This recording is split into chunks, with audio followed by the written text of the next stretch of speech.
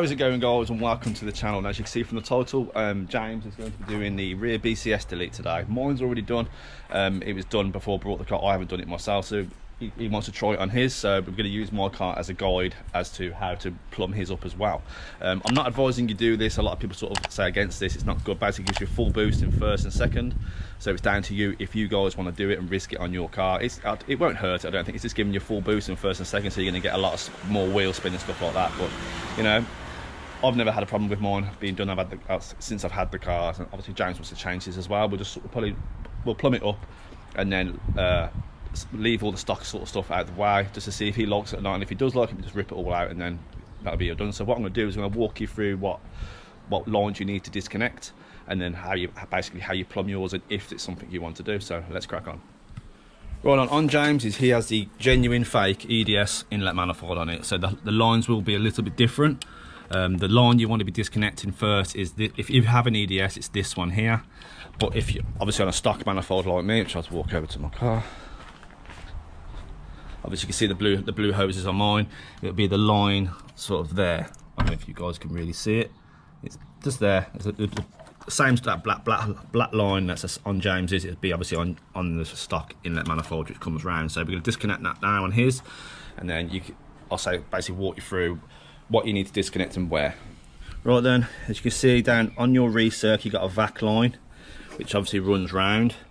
You've got a pipe on your fuel pressure regulator there, which you obviously need to disconnect that as well. And obviously that one I was telling you about at the back, you disconnect that. Now what we'll do is we'll run the hoses. Is it 2 mil?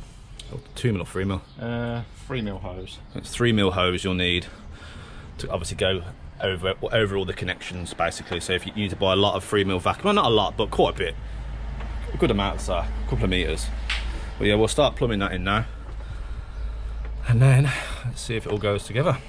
Right then, James is putting the pipe on the recirc. Just bear this in mind, this is the worst one to do, and don't do it when your car's hot. James is obviously driven down, everything's about 100,000 degrees. So getting that pipe on down there, it's an absolute pain. But just bear that in mind, guys, when you come to do yours. But yeah, everything else is sort of semi-plumbed up. Obviously we teed in there, teed into the back of the inlet. Obviously goes into the inlet. Obviously this vac line goes the way around. We took the intake pipe off just to give us better access, as we was like ripping our wrists up on this, trying to squeeze our hand in. But yeah, just that, I'd say out of the lot, that's the worst pipe to get on. Right then, success. This vacuum line that goes onto the recirc there is on. We've got burnt hands, so again, if you're going to do yours, make sure the car's cold, because otherwise you're going to burn yourself, like several times like we have. So yeah, I'm just going to find somewhere to run the vacuum line along here, and obviously snip it to size, just shorten it down, so probably get put too much slack on it really, I'd say. And then again, from your recirc up to here, you need a T-piece to tee off. So you have one tees off into the fuel pressure regulator, and then obviously the other one goes round to the inlet of that pipe I showed you earlier on.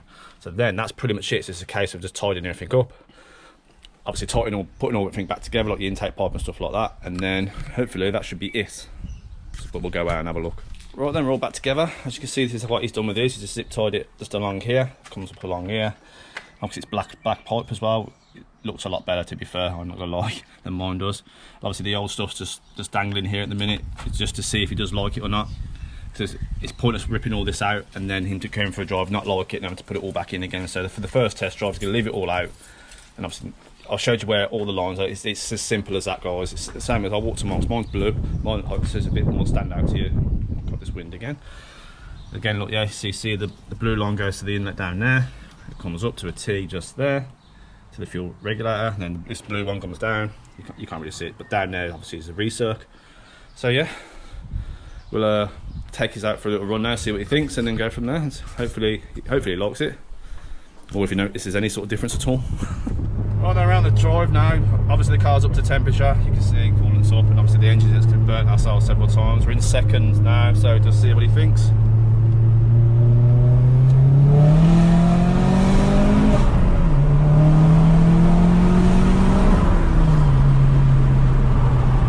The car pumps so well.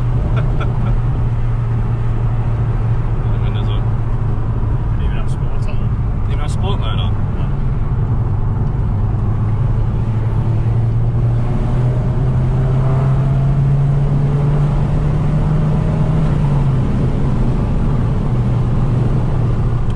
verdict? Does it feel any better? Can't really tell. It's not that noticeable. I imagine it'd be more noticeable through obviously first and then into second, I imagine. Got traction on, didn't I? Oh yeah, well that would help really.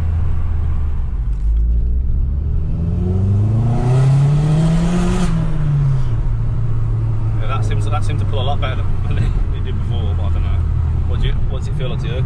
Yeah, it feels better. It feels more when you've got all the boosts in second. Having the EDS though just smooths it out. Yeah, exactly. Pushes all the torque up top, so you gain a little bit, but not much.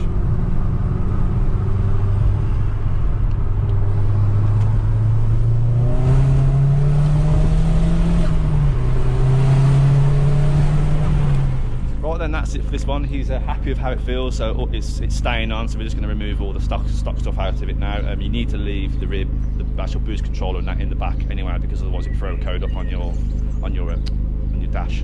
So yeah, obviously you will recognise this car. This is one that's mapped by Wayside Performance. It's running strong still, so you know it's credit to Wayside Performance really. Like I said, I've never had any problems with them. James obviously hasn't had any problems with them, so they are a good tuner. His car's still flying. It's like I hate going out in it because it makes mine feel so slow.